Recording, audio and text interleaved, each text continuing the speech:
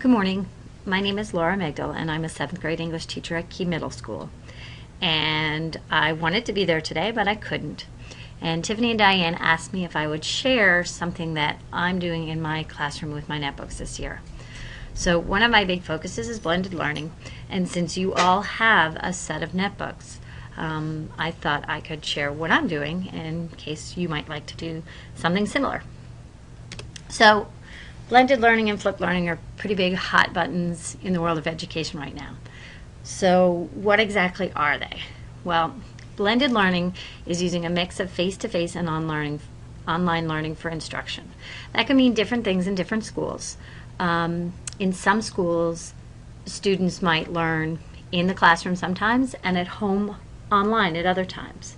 And for me, it just means that within my classroom, kids are sometimes learning with online videos and sometimes learning with face-to-face instruction. Flipped learning, on the other hand, is when certain instruction is done at home online, and then when they come to school, they use that instruction in the classroom for more active in-school instruction. Okay, but we're going to focus on blended learning. So why do I like this blended learning model? Students get individualized, self-paced delivery of instruction that can be returned to at any time.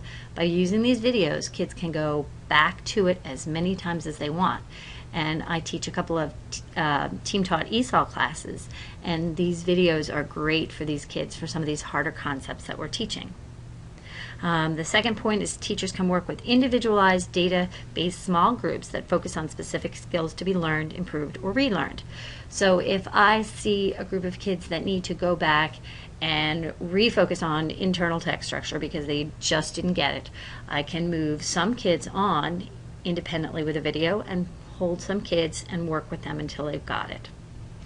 And the third point here is it allows more time for teachers to meet the students where they are in their learning.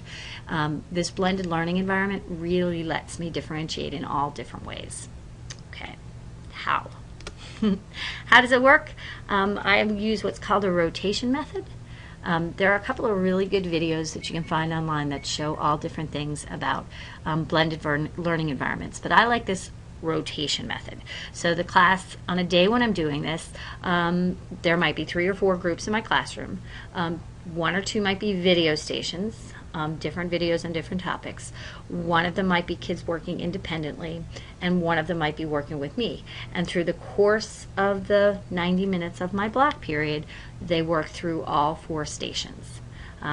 We try to keep the rotations at somewhere between 15 to 25 minutes, but kids get all sorts of different ways of working. They work independently, they're working in small groups, they can be working in partners, but there's lots of different types of learning going on in one classroom. Do I use blended learning all the time, every day? No. It's one of those instructional tricks that I can pull out of my hat when it fits, when it's what I need to do. Do I still do whole class instruction? Absolutely. There are some days I think that's great. I love a classroom with student talk. I love a class with group work. I love a class that's just working independently, pair work. You know, I try to do everything. But this is just one more learning environment that we can create that can reach lots of kids. Students really like it. It's very engaging. They like the videos. Kids like to tune out the distractions. You know, sometimes we see kids focus on the kids who are acting out or they get into chats, but most students really want to learn. And so putting on a set of headphones and listening to an instructional video for 10, 15 minutes, they enjoy it. It's engaging. I can also create different videos for different students that explain things in different ways. The concept of blended learning, I keep telling people that it's like cloning me. I can be doing 5 different things in a classroom without any more effort.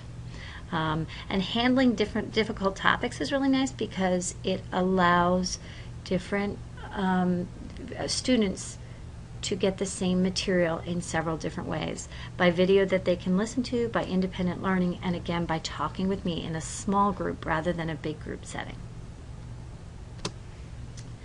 So let's say in my classroom I've got a bunch of kids working on a video. and I've got some kids working independently. What else can I be doing with this time? How can I use this time? If I'm a clone, what can my other person be doing? What I do with the small group is often I'm pre-teaching a lesson to language learners. If I think watching a video is going to help them, but I could help them more, I can pre-teach vocabulary, I can pre-teach a concept. I'll do that for 10 minutes and then put them into the video.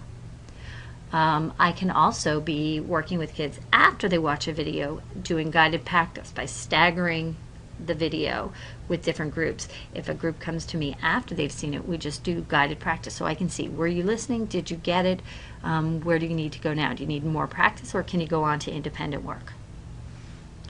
I can do a checkup from an earlier lesson. So if I'm moving some kids onto a new concept, I can hold some kids back with me, and we can be doing a review or a reteach or an intervention type session. Present an extension lesson to reach high flyers. So you have those kids who definitely can do the concept by themselves. And so by the time they come to me after the video, maybe I want to take them higher and deeper, and I want to try some of those extensions to make sure they're getting it. And because we're in a small group, I can do that and then send them on their merry way, and they can be working by themselves. This environment is also really good for writing conferences. My classes right now are doing an expository essay, and so today when I'm away, they are doing a video lesson. I created a video for them, and I created a video for you guys today. But when they actually get into the writing piece, when we get into some of the revision, I'll do mini revision lessons on a video, and then I'll be calling kids for conferences. So I might teach a transition lesson, how to add transitions into your essay in a 10-minute video. And while they're doing that, they watch the video and then they go and revise. But then I can be pulling kids and doing individual or small group writing conferences or reading conferences. But by doing this, it allows you to create more time. And then, of course, intervention, same kind of thing that I mentioned up higher. So you can be doing all sorts of things in these small groups. All right, so what exactly does it look like in a classroom? All right, so let's say I have a day and I plan to do 3 rotations. And so I'll have group A, who are maybe my ESOL kids, or just kids who need a little more support. I have a B group, can't find that, B group, which is mid-level kids, and a C group that are they've shown that they have knowledge and they can work independently, and so I've kind of broken them up. And those groups will vary, and they're not always leveled groups. I really try to shake it up so that different kids are working with each other in different settings. Sometimes I'll just do this part of the room, this part of the room, this part of the room, but other days I'll do leveled kind of things. So rotation 1, okay, so we see group A, group B, group C. During the first rotation, I'll have the low students with me. The other 2 groups will be watching the video. 20 minutes later, we'll flip. Group A will watch the video. Group B will be doing guided practice with me. And then Group C, because they're pretty much independent workers, I'll let them go ahead and do the independent work. And then during the 3rd rotation, everybody's kind of doing independent work. Group B is particularly, they're ready to work on their own. But Group A might need some guidance, but now they've already worked with me, they've seen the video, so they can be working a little bit on their own. And then I will probably be checking on Group C. They've been working on their own, I kind of want to check where they're at, but usually during this time, everybody's understanding the concept enough so that I can kind of pop around to the 3 groups, and it just kind of becomes independent work that I'm checking on for all 3 groups. And it works really well. So that's a 3 group rotation. There's 4 group rotations too, and like I said, each group might be 20 or 25 minutes. So let's let me go back for 1 minute. When they watch a video, they're not just watching either. They are doing something.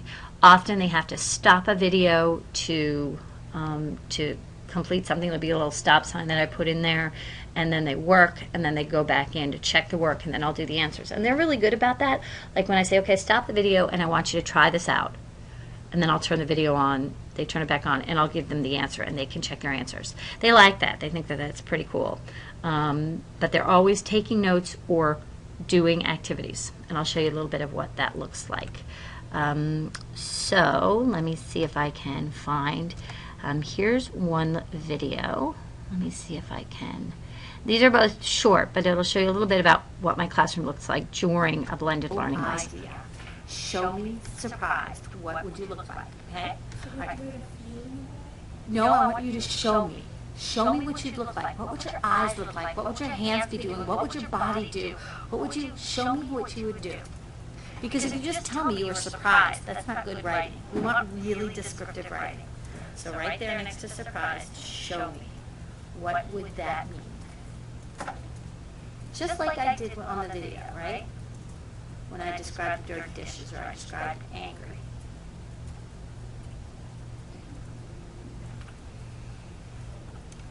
So we've got one group working on the video. We've got one group working with me to show me that they understand show, don't tell. And I've got several students here who are working on their independent practice, which is the bottom piece, where they have to do the show, don't tell in more detail at the bottom on their own, and that part gets graded. Okay, so that kind of shows the groups and what they're doing. Here's another class, and in this one right now, everyone is working independently. And you can see here there's a split screen. You can see the video on one side and the students working on the other. We do a lot of that. That's split screen. So they can watch and work at the same time. And this is a class, as I said, that everyone's working on a video right now, but listen to how quiet it is. And look, everybody's into it, everybody enjoys doing it, they can stay really focused. I find for students who struggle with focus, these video lessons are really great. And they're easy to make. I mean, we all know what we say when we do different instructions, so creating the actual video is pretty simple. There's a good picture of the split screen. You can see on the right is the video, the Camtasia video, and on the left is the activity that they're working on. Okay. So that's what my classroom might look like when we're doing a video. All right, so back into this little PowerPoint. And so what is creating a video lesson like? I use a program called Camtasia, which is made by TechSmith. They make Jing and they make Snagit. But there's lots of products. There are some products online, and I've been to several workshops, and people say the online products are great. And so when I use Camtasia, what I do is I make the video, and then they give you a space on their website, which is called Screencast, and it posts it up there, and it gives you a link, and that's what I give the students in their work. I just give them a link. And that's the case with all of these programs. But I've also posted to YouTube, and you can make a private channel in YouTube. You can make a video private, and that's pretty simple. I like to keep them under 15 minutes because when they're also working, it could take as long as 25 minutes. They're stopping and starting and going back. So in a video lesson, like I said earlier, I like to have students do something. They're not just watching a video, they have to be active. And that way they have to pay attention. And there it said, the video might be 9 minutes, but the station could take 25. They could be completing notes, and pausing the video.